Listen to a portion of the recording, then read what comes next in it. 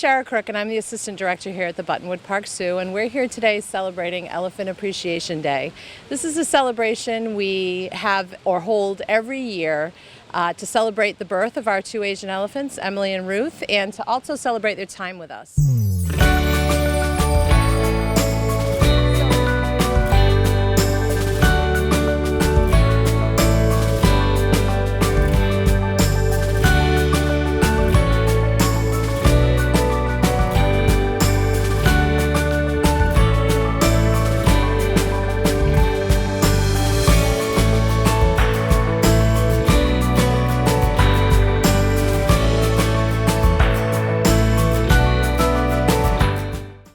So it's a special year for us here at the Buttonwood Park Zoo. Emily has been here for 50 years and Ruth is turning 60.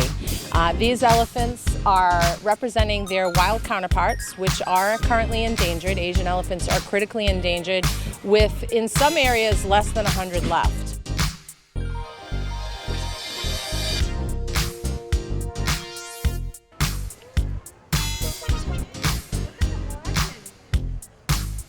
We celebrate the elephants here daily, so this is really just part of the daily routine, but today is a day when we can actually invite the public in to learn a little bit more about our girls and elephants in the wild. Emily has been with us for 50 years and she's turning 54 years old this year. We don't know her exact birth date, but we choose to celebrate their birthdays on the National Elephant Appreciation Day. It's a day when elephants across the country are recognized. These guys are recognized for being in the community for as long as they've been. They are beloved, and most people have memories of Emily starting from when they were children. Emily is 54, and that is considered older at this point. Elephants can live anywhere from their late 60s into their 70s, but the average is in their 40s. It's even younger in the wild, basically because of the challenges that elephants in the wild now face. Things like the palm oil industry, which are taking away land which is precious to these animals to be able to live on, and creating situations where there's elephant-human conflict. That's the #1 danger that elephants in the wild face. Our girls luckily don't have to deal with that. They are here in retirement, basically acting as advocates or ambassadors for their wild counterparts. And today is a day we celebrate them.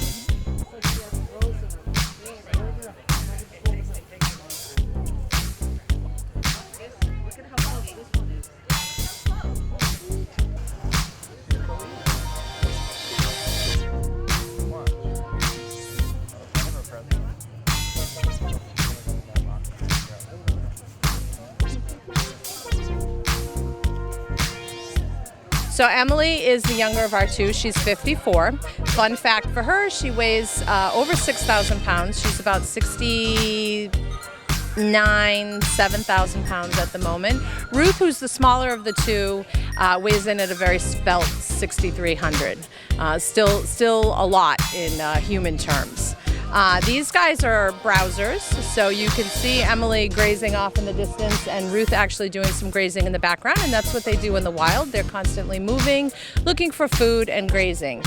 We're able to replicate that here by providing them with hay, which is one of the staples that we feed them, and we scatter it throughout the exhibit. So throughout the day they're having to move around and actually forage, which is similar to what you would see elephants doing in the wild.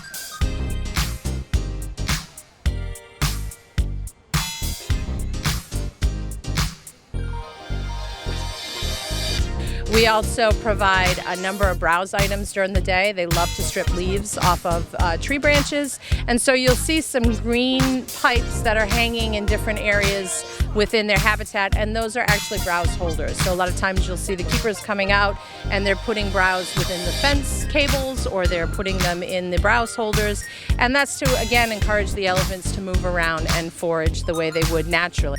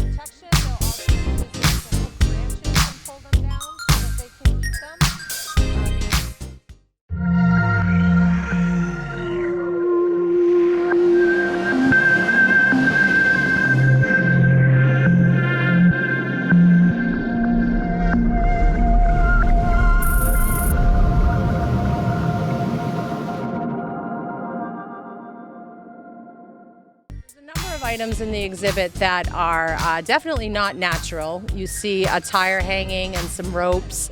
There's what we call the octolog in the background. Those are all toys that were specifically built for the elephants by the Mass College of Arts. The students come in and they learn a little bit about Emily and Ruth and about elephants in general, and then they go back to the table and they design some items for us. They come back and we go through the items with the class, and the ones that make the final cut are actually constructed, and then they're brought in and introduced to the elephants. So these are a few of their favorites that you see in the yard now. The octolog was actually one of the original toys, so it's been here for years, and the elephants still like to play with it.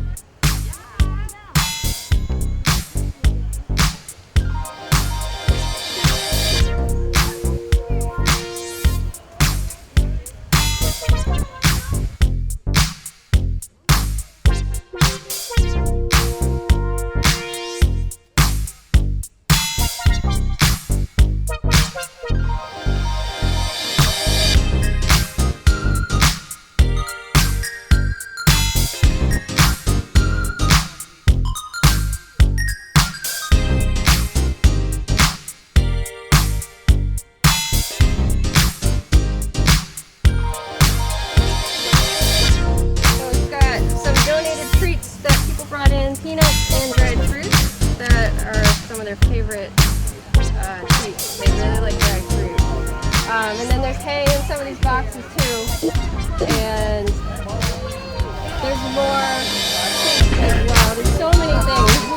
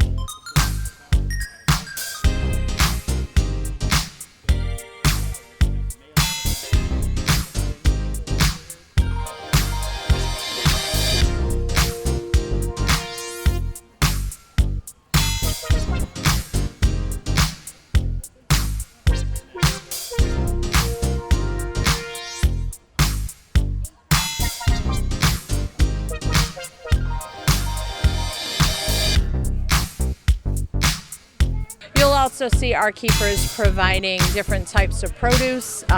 Again, some of that they would find in the wild, but we give a whole variety here that Asian elephants wouldn't normally come in contact with.